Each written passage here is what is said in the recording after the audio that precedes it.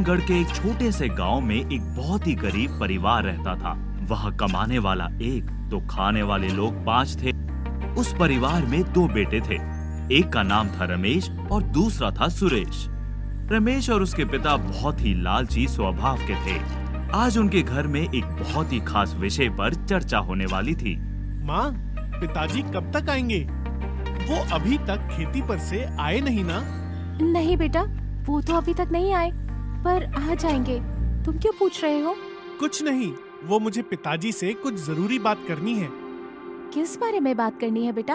अरे माँ, वो अपने गांव में बुढ़िया की हवेली है ना, उसके खजाने के बारे में बात करनी है। उस खजाने की बात? पर क्यों?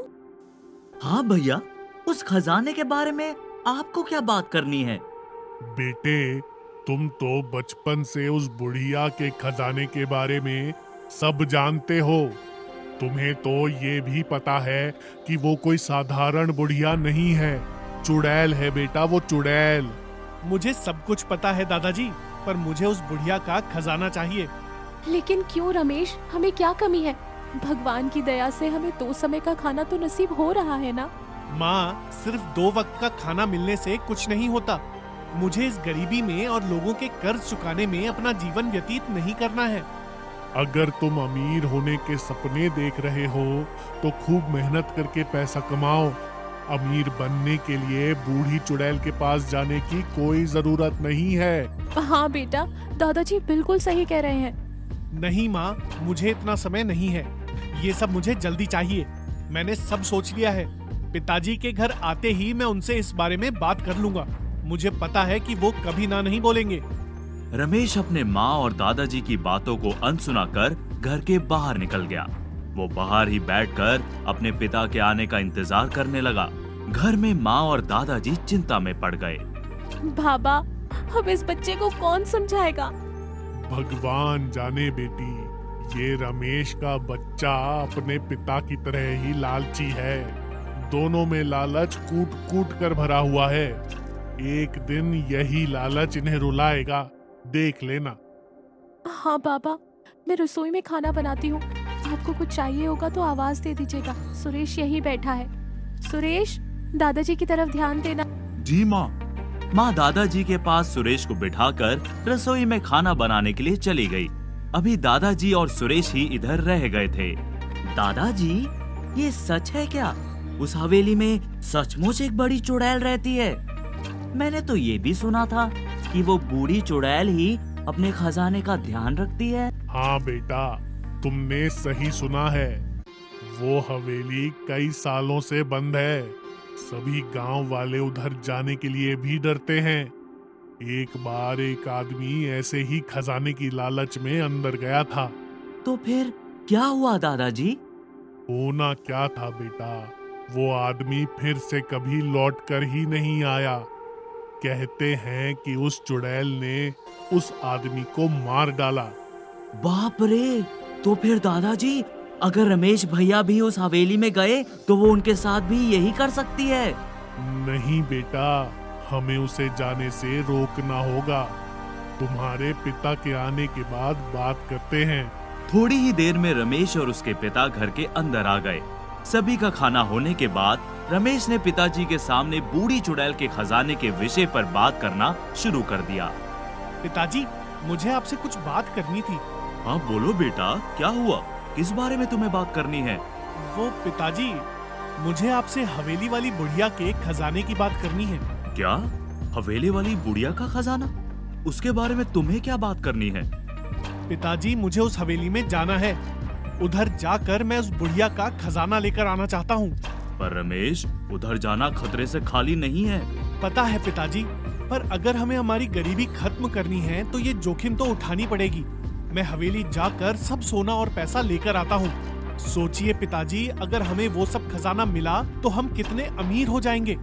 आपको रोज रोज खेत में जाने की जरूरत भी नहीं पड़ेगी।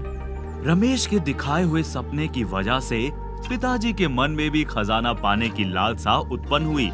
वो भी आंख खुली रखकर सबसे ज्यादा अमीर बनने के सपने देखने लगे। उन्हें खुद से ही हंसता हुआ देख रमेश ने उन्हें जगाया। पिताजी, पिताजी, मैं जाऊं ना हवेली? हाँ हाँ बेटा, तुम्हारे साथ मैं भी आऊंगा। दोनों होंगे तो और भी खजाना हम लेकर आ सकते हैं। धन्यवाद पिताजी, मुझे पता था कि आप मेरे किसी भी फैसले को कभी ना नहीं बोलेंगे। हम कल रात ही उस हवेली में चलते हैं। आप भी क्या बोल रहे हो? कोई किधर भी नहीं जाएगा। उधर जाना मतलब अपनी जान पर संकट लेने जैसा है। हाँ बेटा, बहू ठीक कह रही है। वो बुढ़िया एक चुड़ैल है, उससे जीतना बहुत ही कठिन है। बाबा और तुम दोनों ही चुपचाप घर पर रहिए। मेरा बेटा और मैं इतना जोखिम लेकर जा रहे हैं, उसका तुम दोनों को कुछ नहीं। बेटा, हमें तुम दोनों की चिंता है, इसलिए हम सब तुम दोनों को उधर जाने के लिए मना कर रहे हैं। नहीं, अभी मैंने फैसला ले लिया है। मैं और रमेश कल रात को ही हवेली जाकर खजाना लेकर आएंगे। तुम तैयार हो ना बेटा? हाँ पिताजी, मैं अमीर बनने के लिए बिल्कुल तैयार हूँ। ठीक है, तो अभी सो जाते हैं, कल बहुत काम है। रमेश और पिताजी अमीर होने के सपने देख सो जाते हैं। बाकी सभी की आंख दोनों की चिंता करते करते लग जाती है।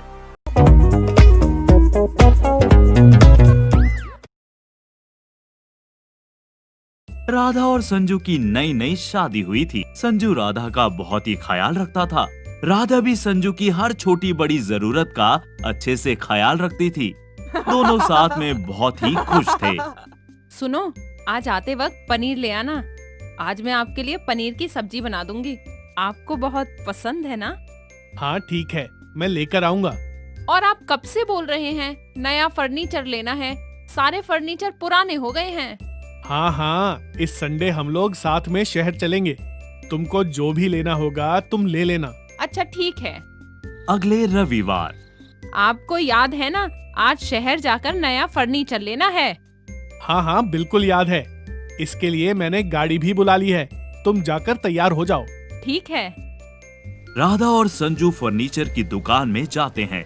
राधा को एक पुराने डिजाइन की कुर्सी बहुत ही पसंद आती है। ये कुर्सी कितनी सुंदर है, हम ये कुर्सी लेके चलेंगे। ये कितनी पुरानी डिजाइन की कुर्सी है, ये क्या करोगी तुम? और भी कितनी अच्छी अच्छी कुर्सियां हैं यहाँ, कोई दूसरी ले लो। मुझे यही कुर्सी पसंद है। तुम्हें लेना है तो लो, वरना मुझे और कुछ नहीं लेना है। संजू को राधा का इतना गुस्सा देखकर बहुत ही अजीब लगा। राधा यहाँ कुर्सी को देखकर बिल्कुल खो गई थी। उस कुर्सी से अजीब सा लगाव हो गया था उसे। ठीक है, तुम्हें ये कुर्सी पसंद है तो हम यही कुर्सी लेंगे। हाँ हाँ, ले लो इसे। दोनों कुर्सी को लेकर घर आ जाते हैं। राधा को उस कुर्सी से बहुत ही लगाव था। वो किसी और को उस कुर्सी पर बैठने नहीं देती थी, यहाँ तक कि संजू को भी नहीं। एक बार संजू उस कुर्सी पर बैठकर चाय पी रहा था और थोड़ी चाय उस पर गिर गई। तुमको अक्ल नहीं है क्या? चाय पीनी भी नहीं आती? मेरी प्यारी कुर्सी पर चाय के धब्बे लगा दिए। चाय ही तो गिरा है, अभी साफ कर देता हूँ। हाथ मत लगाना मेरी कुर्सी को, दूर हो जाओ यहाँ से, कभी इसके पास नहीं आना। संजू को राधा का ये नेचर देखकर बहुत ही बुरा लगा। कुर्सी को लेकर राधा और संजू में झगड़ा बहुत ही बढ़ने लगा। आज रात मैं इस कुर्सी को ले जाकर बाहर फेंक देता हूँ। संजू कुर्सी को ले जाकर बाहर फेंकने ही जा रहा होता है कि तभी वो कुर्सी एक बड़ी भयानक चुड़ैल में बदल गई, जो ये देखकर बहुत डर जाता है। ये क्या, कुर्सी चुड़ैल कैसे बन गई? तू मुझे इस घर से बाहर नहीं निकाल सकता।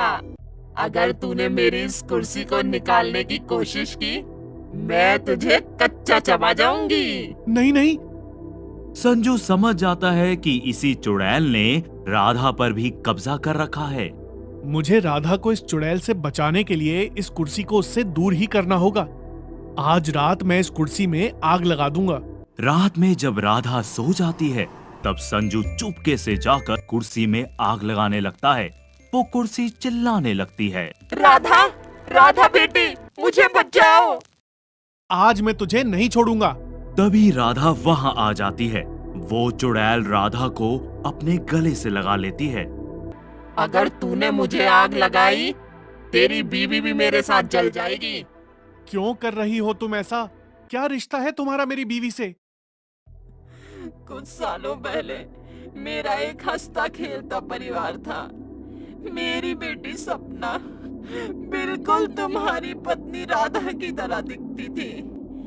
एक दिन मेरे देवर ने पैसों की लालच में मेरे पति को मार डाला और हमारे घर में आग लगा दी। सब कुछ जलकर राख हो गया। मेरी बेटी भी जलकर मर गई। मैंने अपने परिवार को जलता देखकर कसम खाई कि अपने देवर को भी जिंदा जलाकर मारूंगी, लेकिन मुझे एक साधु ने श्राप दे दिया, जिसकी वजह से इस कुर्सी में कैद कर दिया। राधा के पीछे क्यों पड़ी हो? मैंने जब राधा को देखा तो मुझे लगा मेरी बेटी वापस आ गई है। इस वजह से मैंने राधा को अपने वश में कर लिया। मैं अपनी बेटी के प्यार में पागल हो गई थी। तुम मेरा घर क्यों उजाड़ रही हो? राधा तुम्हारी बेटी नहीं है। मैं तुम्हें इंसाफ दिलवाऊंगा, उनको सजा दिलवाऊंगा। तुम मेरी बीवी को छोड़ दो।